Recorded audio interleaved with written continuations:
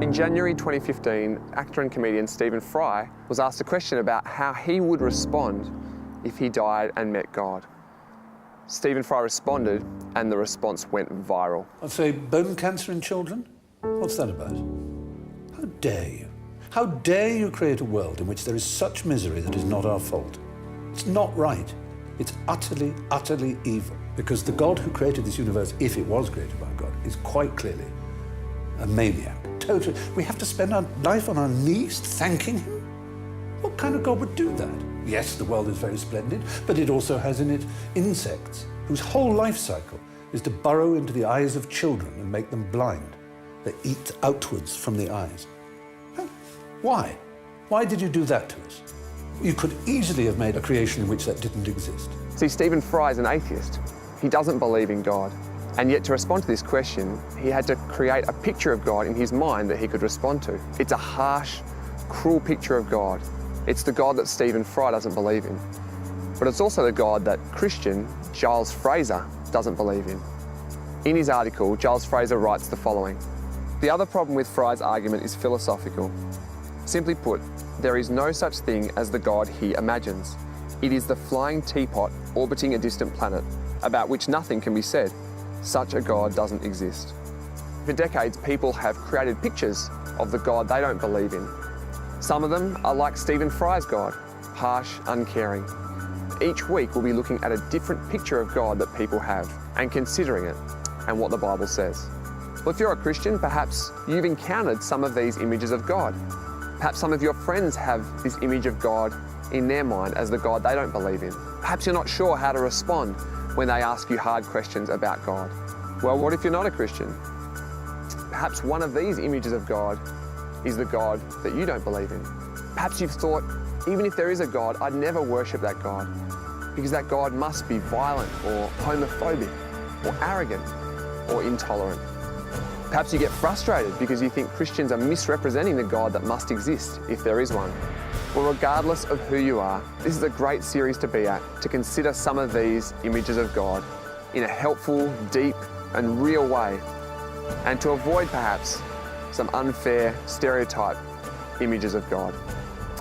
Welcome to the series, The God I Don't Believe In.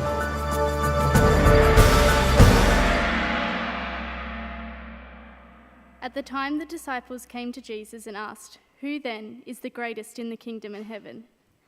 He called a little child to him and placed the child among them, and he said, "Truly I tell you, unless you change and become like little children, you will never enter the kingdom of heaven. Therefore, whoever takes the lowly position of this child is the greatest in the kingdom of heaven, and whoever welcomes one such child in my name welcomes me. If anyone causes one of these little ones, those who believe in me, to stumble, it will be better for them to have a large millstone hung around their neck and to be drowned in the depths of the sea. Woe to the world because of the things that cause people to stumble.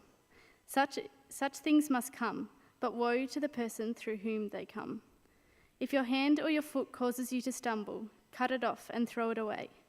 It is better for you to enter life maimed or crippled than to have 2 hands or 2 feet and be thrown into eternal fire. If your eye causes you to stumble, gouge it out and throw it away. It is better for you to enter life with 1 eye than to have 2 eyes and to be thrown into the fire of hell."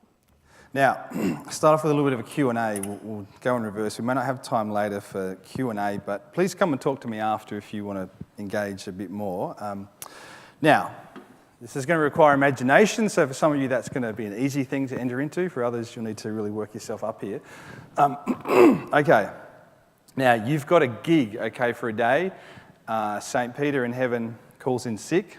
I know, okay, don't think about the metaphors too deeply, but he calls in sick and you're called up. You've got to go to heaven and you've got to be the gatekeeper for a day, okay? And so you sort of rock up for your shift and it's a little bit slow, and things kind of get going, and there's people coming. There's like, first, this little lady comes, old lady. She's lived a really pretty good life. She's baked cakes for people who are in need, and she's sewed and knitted jumpers for poor people, and she comes and says, I'm here. You got to decide, do I let her in or not? Who would let her in? This is not a trick question. Put your hand up if you'd let her in. Oh, you're a hard crowd, my gosh. All right. It's like the guy who said, I don't want to get to heaven and be standing there waiting and I'm behind Mother Teresa and she gets sent the other way. Yeah, sorry, think about that one. What about this one? You're there and it's like midday, you're thinking, okay, maybe things are going to sort of get going here. And then suddenly this guy appears. His name is Omar Mateen. And he's just slaughtered 49 people, and he stands before you. Would you let him in? Put your hand up if you'd let him in.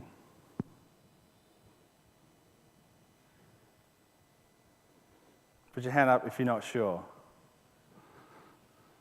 Put your hand up if you definitely wouldn't let him in.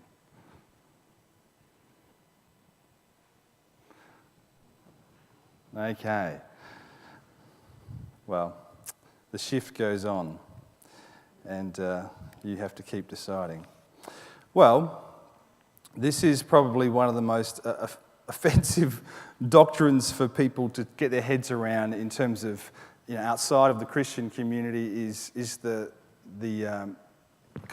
concept of divine judgment. How God can be love and how God can also judge and punish people as well for wrong. It's offensive to a lot of people, but like a number of things in the Christian faith, there's kind of a backstory, and sometimes people enter into it. I use this analogy a bit, but it's like you've walked into the movie cinema. It's 2 hours and 40 minutes into the last episode of the Lord of the Rings trilogy, or the Star Wars, whatever, how many they're making there, there's 7 of them or something. And you kind of walk in at that point and you watch the last 10 minutes and go, I don't get this. What's the deal? What's this about?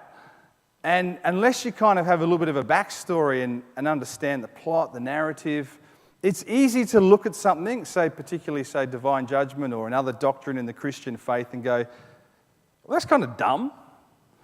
But there is a bit of a backstory, and I guess the backstory in the Christian faith is that there's something broken with humanity. There's something broken in the world in terms of how things are going. We call it, if you want a sort of shorthand for the doctrine, the fall, original sin. The Christian view and the Jewish view, and actually the Muslim view as well, is that the world was created perfect by a perfect, holy and loving creator. And it was perfect. It was made without fault, without error, and human beings were made in the image of this God and bore his likeness. The backstory goes that they were given free will and freedom to choose, to listen to God, to have fellowship with God, to obey God or not. And to narrow the story down a little bit, human beings chose to say to God, we don't believe you, we don't trust you, we'll go our own way. And the Bible teaches that that's when death entered into the human condition. So we weren't meant to experience death. We weren't meant to see our loved ones die. We weren't meant to experience death ourselves. But as kind of a judgment, a punishment for our rebellion against God, that's our lot. And from there, we see an unfolding story where humanity becomes increasingly violent, hateful, and godless. And God gets to a point in the story where he's grieved. He's sad that he's actually made humanity, because there's such violence, such hatred, such hurt and misery that they're causing each other, that God's grieved. He's like, sorry that he's made us. And then he decides to cleanse the earth through the flood, to save a remnant of people, and to kind of start again. And from there, God says, okay, I'm going to set in place a plan of rescue, or a redemption plan for humanity. I'm not going to leave it like this. I'm going to restore things to how I want them to be. And then he calls a person called Abraham, whom for almost 3 billion people of the earth, he is the founding father of their faith, for Muslims, for Jews, and for Christians. Abraham is the first person that God calls to follow him, to obey him, and God makes an agreement with Abraham. And he says, Abraham, if you will follow me, if you will serve me, if you will trust me, I will make you and your descendants into a great nation. And through this nation, I will begin to repair and to heal and to redeem the world. I will begin to make things right. And Abraham's kind of on board. He messes things up here and there, as we all do. But through him, the nation of Israel is born. Now, I know for many of us today, we think Israel, Palestine, we're kind of in the geopolitical realm of Israel. But Israel was a nation for thousands of years, before the current situations we have now. And through that nation, God began to train a people and coach a people in what he wanted. He gave them the law, he gave them the 10 Commandments, and began to nurture this nation to come back to what he wanted for humanity. And again, they kind of fell short, they failed. Then he sent prophets along to say, hey guys, stop killing each other and exploiting each other and being greedy and being violent. Stop doing that. And they went, oh yeah, okay, all right. And they went on for a while. It kind of went like this, up and down. And then God said through the prophets that one day he himself was going to come. That he was going to come himself to earth and kind of intervene and deal with the human predicament, the inward propensity to sin, to hate, to be greedy, to be selfish, to be envious, to exploit others, which if you're like older than maybe 5 years old, you probably know what that is kind of like as a human being, to have those desires and those propensities. God said, I'm going to come and do something about that myself. And then the story goes on and we get to Jesus and he says, I'm the one. I'm here. And I'm here to finally deal with injustice, with sin, with death, with evil. And you need to follow me. You need to trust me. And then he dies for us. And in his death, he dies with us. He identifies with our humanity. He becomes one with us. In his death, he dies on our behalf. He takes the righteous, what Andy talked about, the righteous anger of God against injustice and evil, and Jesus bears it in himself, and he takes it. And then he offers us pardon and forgiveness instead. And then he also, in his death, he dies for the whole world, for the creation, that this is the beginning of God reversing the effects of death and sin and violence and greed and exploitation, that God is bringing a new kingdom, a new order through Jesus. And he's doing that by calling a people. And today, well over 1 billion people on the earth call Jesus King. And so that the movement is happening. And that's the backstory to where we are on divine judgment. Now, something that happened this week, you may have watched the Oscar Pistorius sort of things over the last few years with this very well-known international para-Olympian was convicted for killing his girlfriend, Reva Steenkamp. And it struck me by what Oscar's father said this week when he testified in court for the first time, kind of a witness impact statement, because they were applying for leniency for Oscar to cut his sentence down or to commute it to something less. And it was very moving. I watched some of his testimony, and he actually said also that I think he's forgiven Oscar and his wife has forgiven him. But this statement that he made really struck me about this message tonight. He said, Oscar has to pay for what he did. And he said for the last several years as a father, he has he has been in torment. He has been so broken and torn by what happened to his beautiful daughter and that statement. And for me, that caught something, I think, of the heart of God towards our sinfulness, our wickedness, our violence as human beings, that God has to do something about it, that someone has to pay for these evils, these crimes. You might say, well, I never killed anyone. Yeah, fair point. But the biblical picture is that we're all kind of splashed with this brush of sin in some way, whether it's a few speckles or whether it's a large bucket of black in terms of murdering someone. We all kind of share in the sinfulness of the world, and we all kind of participate in it at some level.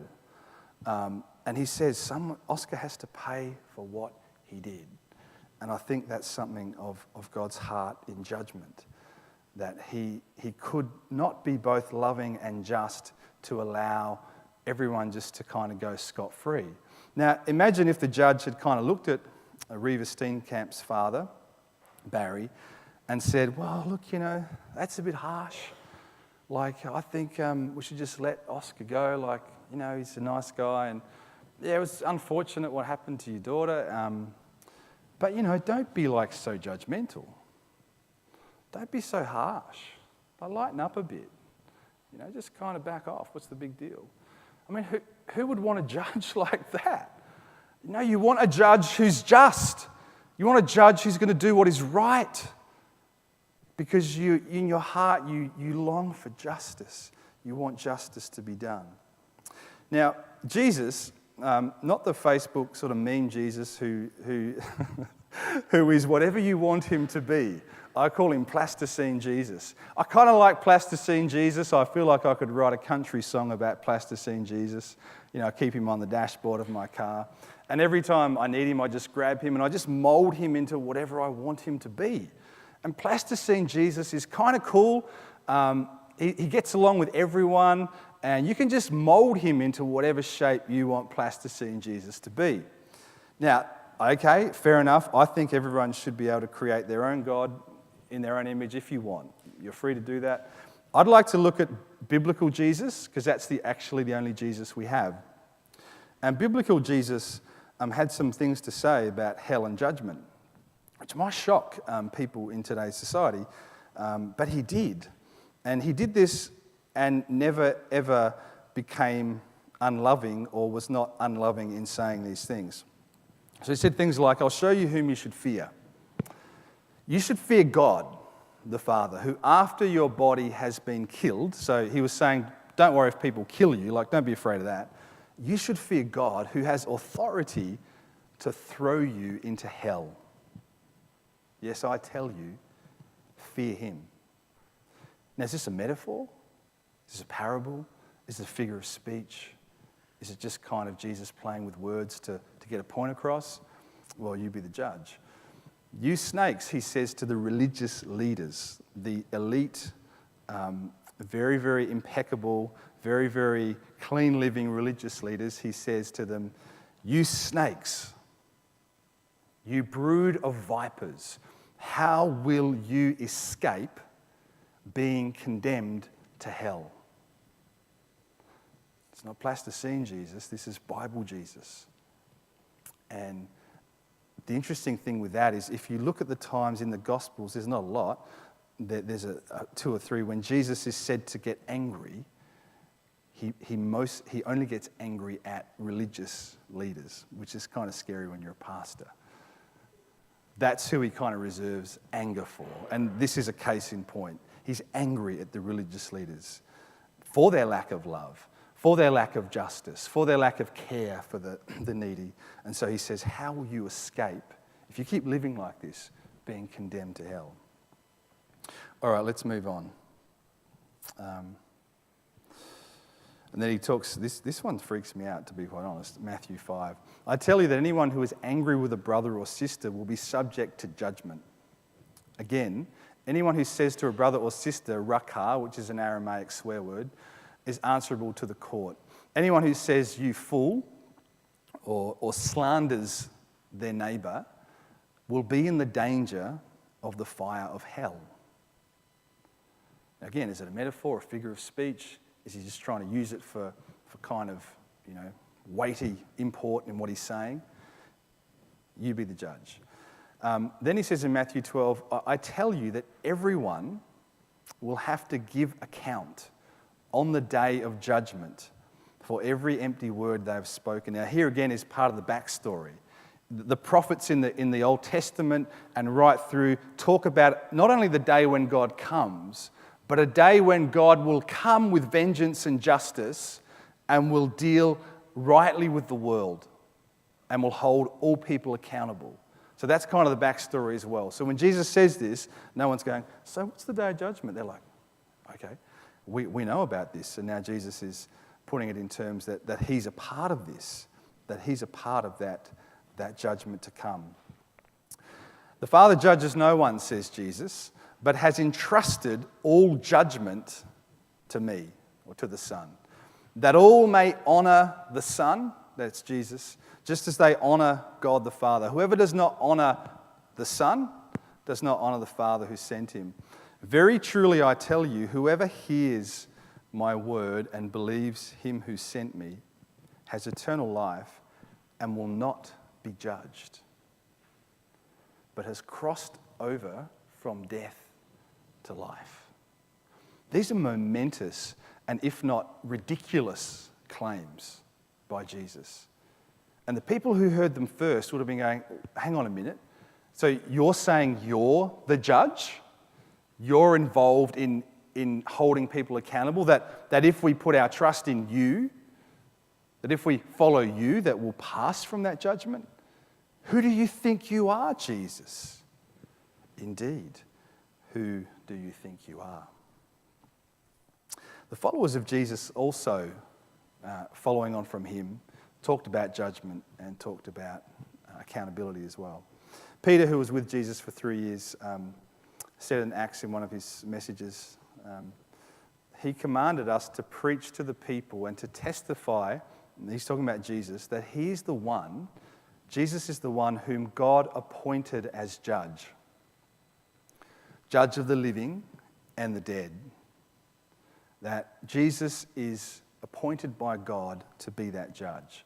Paul in Athens, speaking to the kind of cosmopolitan Athenians, he said to them that God has set a day when he will judge the world with justice by the man he has appointed, and he has given proof of this to everyone by raising him from the dead. Now, that's interesting because for the early followers of Jesus, the fact that he rose from the dead, that they saw him after he died, was kind of for them God's proof, God's imprimatur, God's stamp of approval on Jesus as being who he said he was, that he indeed was that person. Just a couple of others. In Romans, Paul says, "You then, why do you judge your brother or sister? Why do you treat them with contempt? We will all stand before God's judgment seat." And in the ancient world, that was kind of a shorthand for saying the place where the judge sat in their culture, the seat of authority to judge. It's a particular word used. Each of us will give an account of ourselves to God, for we must all appear, and then this is in 2 Corinthians, he says the judgment seat actually is Christ. We must all appear before the judgment seat of Christ, so that each of us may receive what is due us for the things done while in the body, that is on this earth, good or bad. And in the last book of the Bible, the book of Revelation, the Apostle John has a vision, and he says this at the end of the book: "I saw the dead, great and small, standing before the throne of God, and the books were opened. Another book was opened, which is the book of life. The dead were judged according to what they had done, as recorded in the books." So it's very clear in the Jewish Christian story here that God holds people accountable, that God won't be trifled with in terms of his justice and his goodness and holiness, that he holds those two things together, are held together in tension. They're not in opposition. The interesting thing when you think about it is that just the anger or wrath is not actually a part of God's nature. The Bible says that God is love.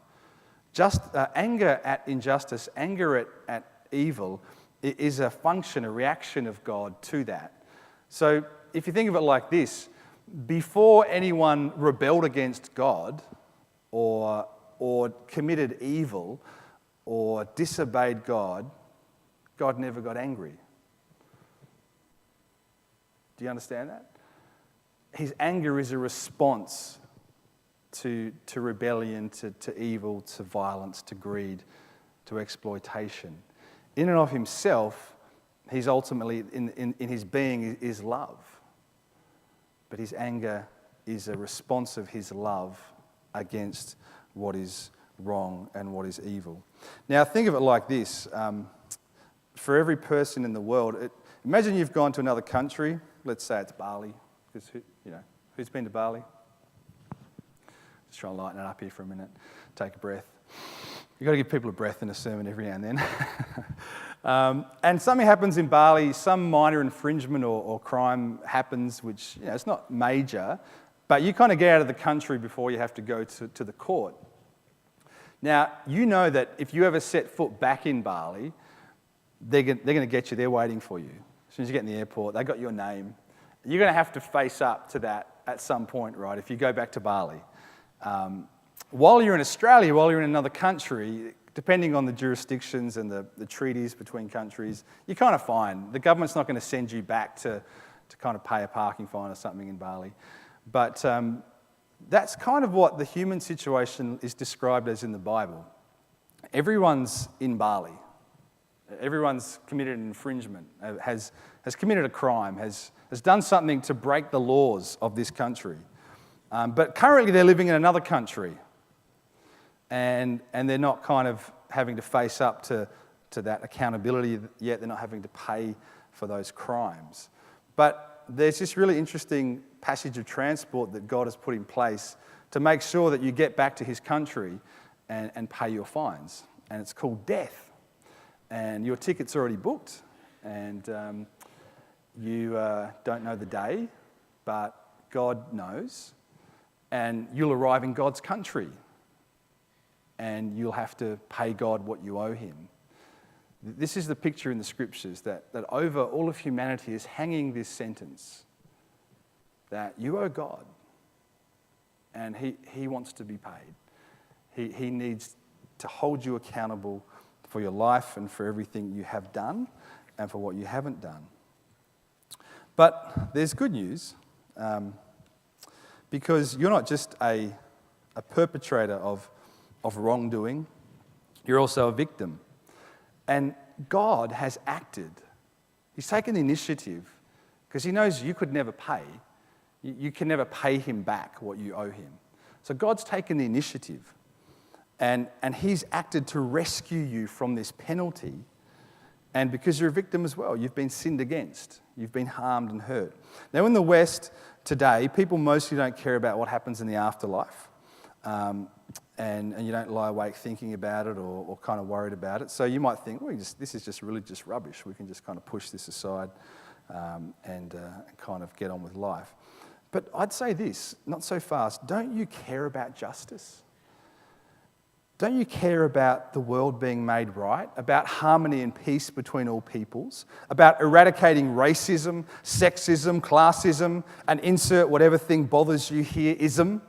Don't you care about the natural world and want to preserve the environment and the Earth's fragile ecosystems? Don't you care about justice for the poor, the homeless, the oppressed? About finding ways to end exploitation of workers by greedy multinationals who abuse them and who take power over the little people? Don't you care about stopping human trafficking, ending the exploitation of women and children in the sex trade? Don't you care about any of this? Of course you do. Of course you want justice. Of course you want everything to be put right. Now multiply that by infinity and eternity, and that's how God feels about it. But people, we're part of the problem. We're part of that problem that God has to fix and sort out. God cares about all of this infinitely more than we could imagine. So just come back to Jesus for a moment, dying on the cross. he's not only dealing with our sins there, our personal sins, though he is. Through his life, his death, his being raised from death, God is bringing about his purposes in the world. He's bringing about justice. He's bringing about his desires for humanity and for the creation. This, people, is good news.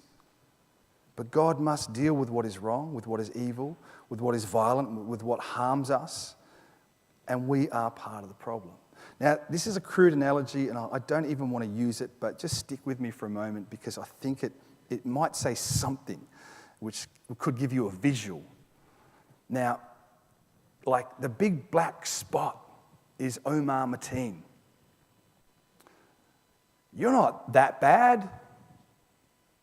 You haven't killed anyone.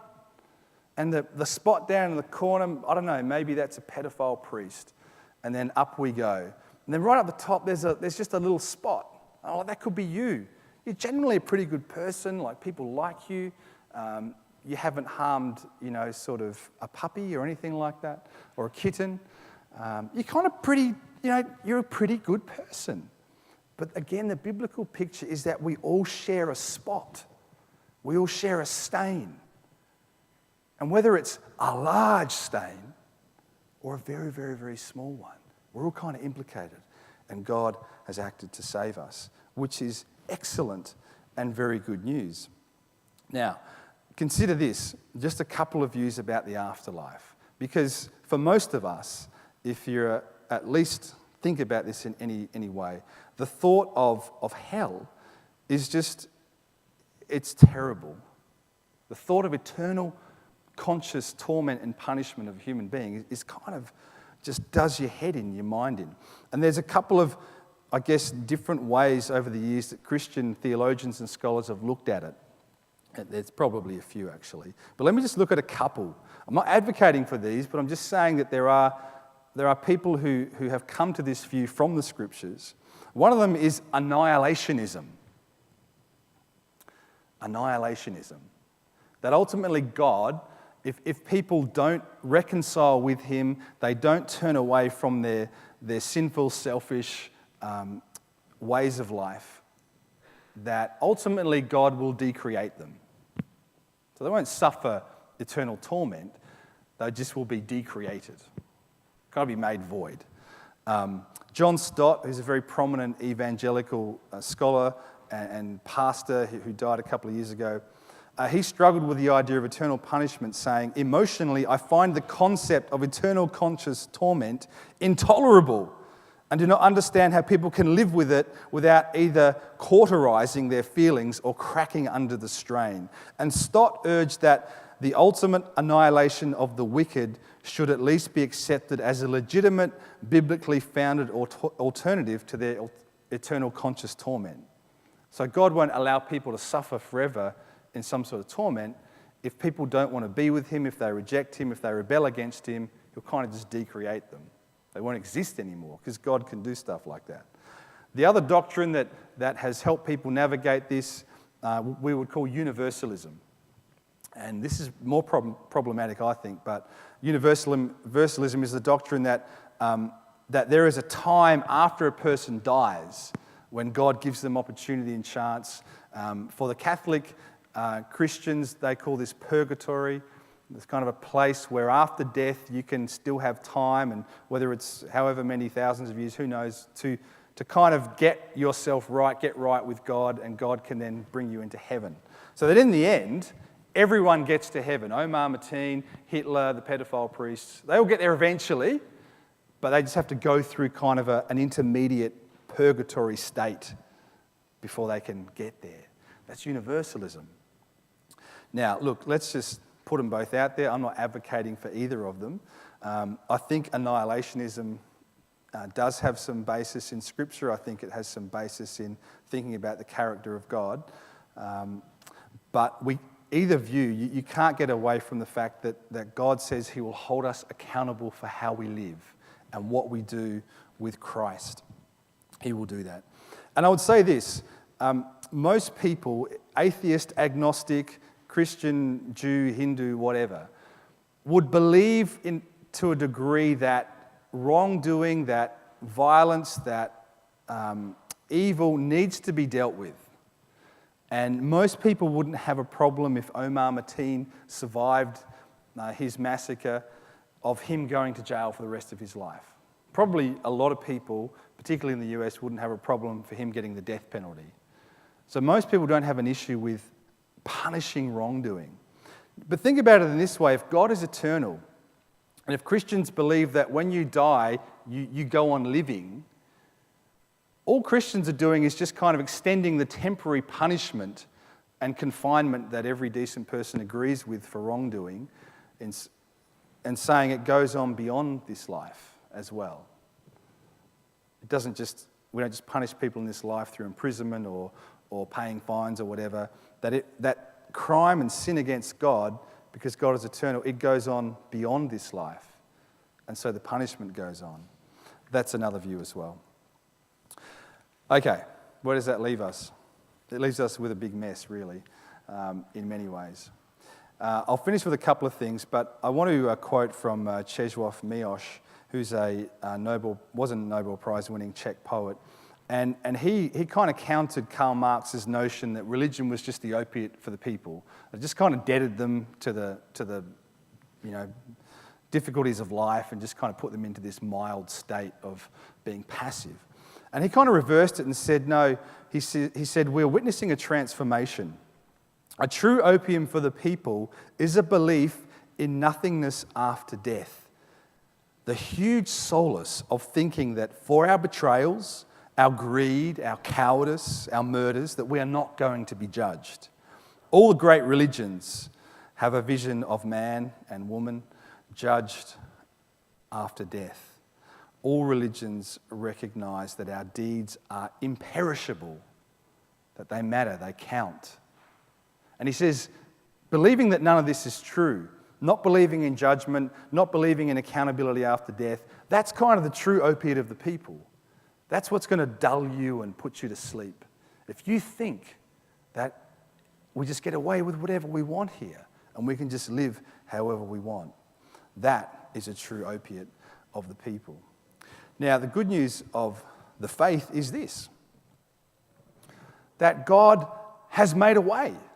God has reached out to humanity. God has paid a price for all of us. This is really good news.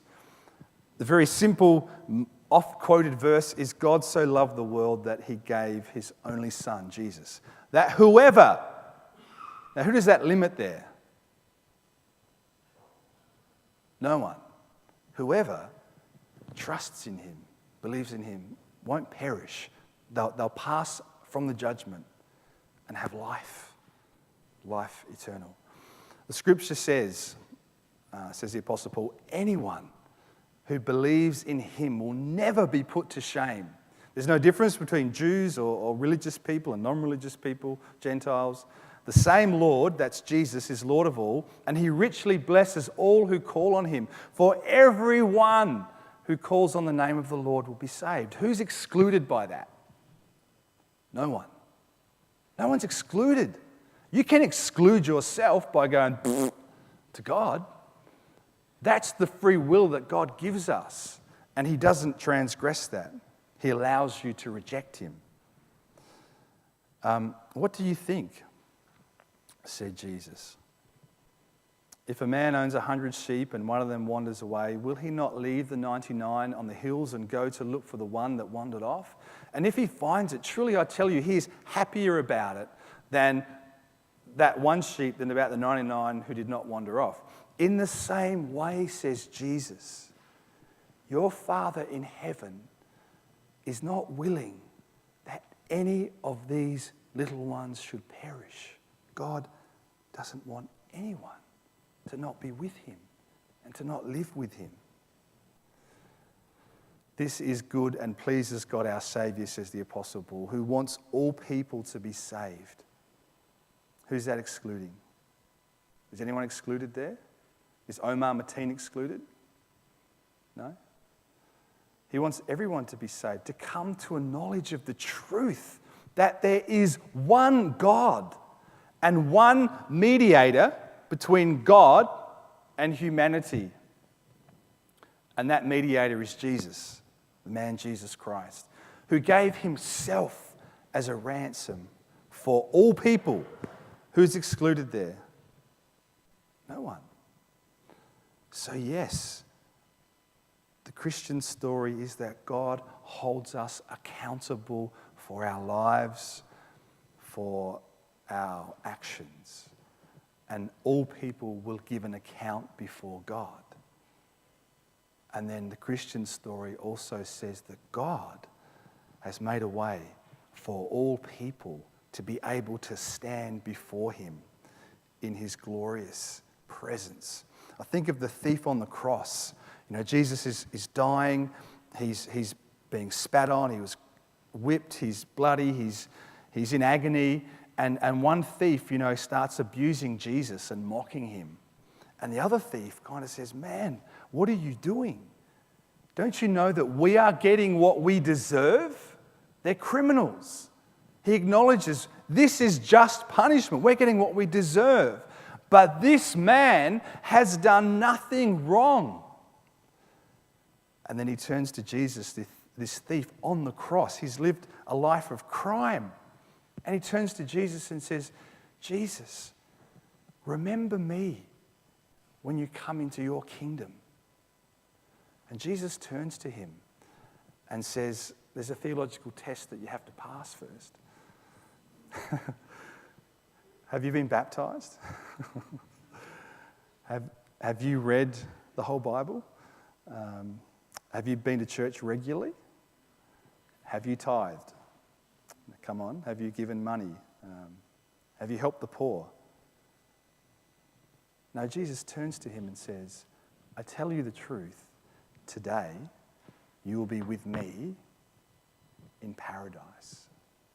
Do you think God is trying to make it hard for people to be reconciled, to be with him? Is God trying to make it complicated and difficult? No. This is the difficulty right here. The stubbornness and pride of our human heart. There's a famous painting that toured Australia back in the 60s by Holman Hunt called The Light of the World. And thousands of people lined up to see this painting. And the painting was a picture of Christ with a lantern. And he's come to a door and he's knocking on the door. And it's all grown over with vines and thorns. But the interesting thing about the painting is there's no handle on Christ's side of the door. He's knocking, but the handle's on the inside. And it's only the person inside that can open the door. This is why we believe in mission, why we want to share the good news of Jesus. We want to help knock on people's door and say, "Hey, God's for you. God loves you. Let us tell you what God's done for you."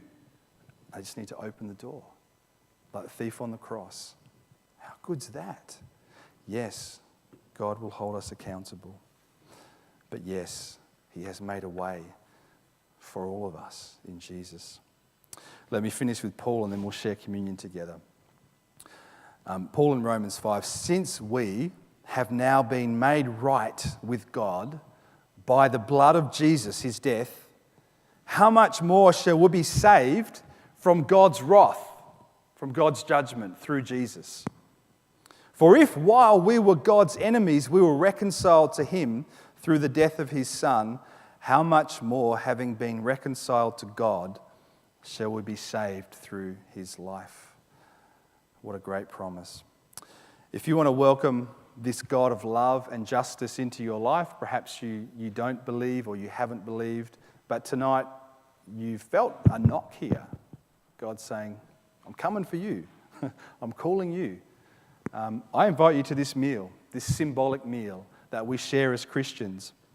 And in this meal, we simply remember what Jesus taught us, how he lived, how he died. He rose for us as well. And on the night that Jesus was betrayed by someone who was very close to him, Judas Iscariot, Jesus took bread and he thanked God for it and he broke it and he said to them, "This is my body, this represents my body broken for you. Take and eat and do this in remembrance of me. And really, in so many ways, we are all like Judas. We've all betrayed Jesus at some point. And he said, share this meal and remember that I forgive you.